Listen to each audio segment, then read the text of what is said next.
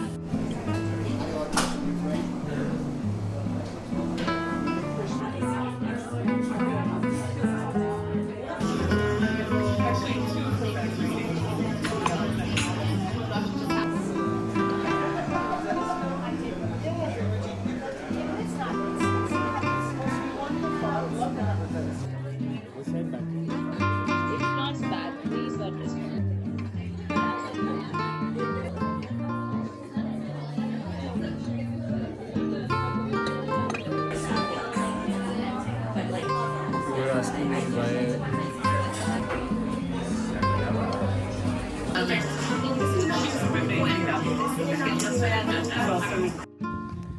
Okay, that place was really nice. Highly recommend for the ambience. It was beautiful and very much Portuguese vibe. The coffee was also a solid 8. The only thing I would say is because it is so popular right now because of social media, it is kind of hard to get a table on time. So just be prepared to maybe have a waiting of about 15 to 20 minutes, especially during the weekends because everybody wants to hang out with their friends and, you know, have a study group. But really good coffee and definitely beautiful cafe. Oh, that's the bookstore we want to go to, Balfour Books.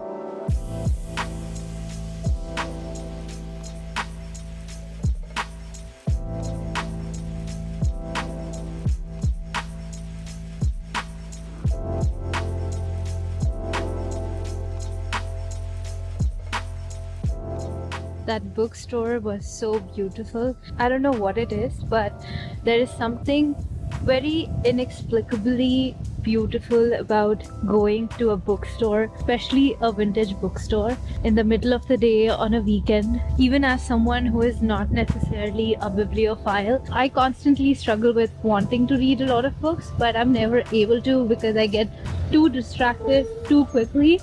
So this year I have started this experiment with myself of picking up really simple, not complex at all books, because I feel like if I have to look up a word, I go on my phone. That's when the cycle of distraction starts. I also have been going on Google and just finding the preview of some of the books, and if I can go through a couple of chapters without really getting distracted is only when I buy a hard copy. So I don't know, let's see by the end of the year if it helps me develop the habit or not. We'll see. Anyway, my beloved streetcars, as usual, were not too reliable today, so we are pretty much walking at least halfway to the auto exhibition. So I'll catch you there.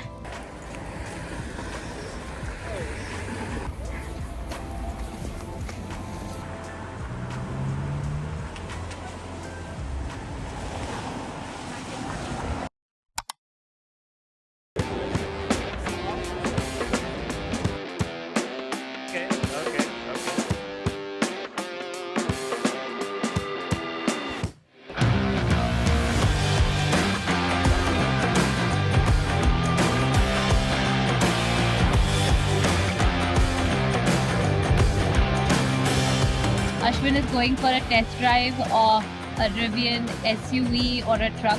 I think. How excited are you? Super. Very excited. Love car and have not been able to drive a car in a while.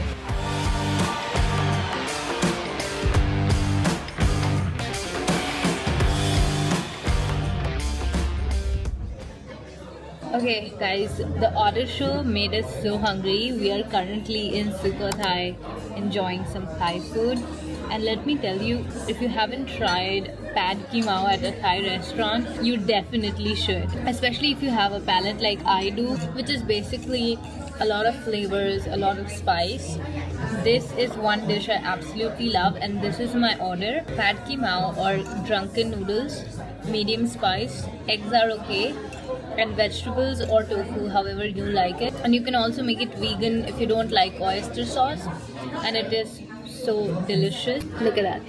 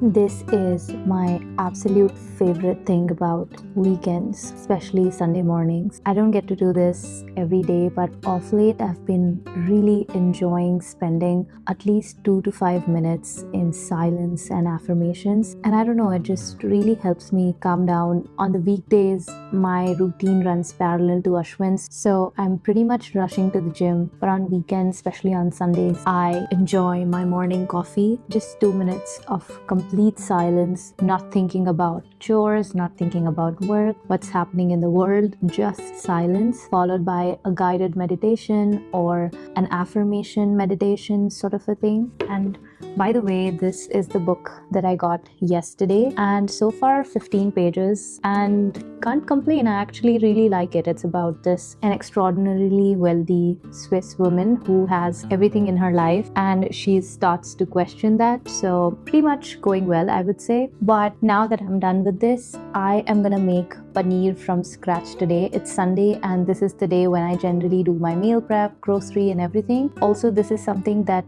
I posted on my Instagram stories last week, I think, and a lot of you wanted to know how I make paneer at home. So let's get into it.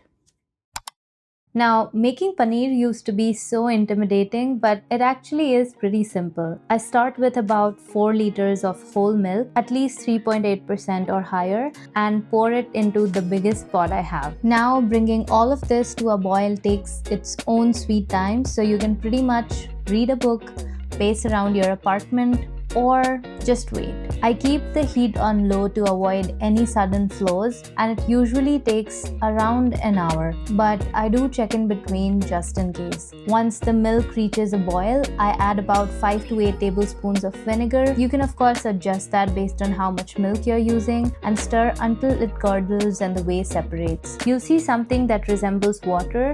That's the whey. At this point, I turn off the heat and let it cool slightly. Next, I place a muslin cloth over a strainer and pour everything in, letting the whey drain out. Then I gather the cloth into almost like a potli and place something really heavy on top to press out all the excess water. In my experience, 4 liters of milk should give you about 700 grams of paneer. Now, if you love masala paneer, here's what I do. Before pressing the paneer, I take a small portion and mix it with some chili flakes, finely chopped green chilies, some mint and coriander leaves, and grated ginger. Then I wrap it back up like a potli and press it like the rest for about 2 to 3 hours. And that's it, you have your paneer.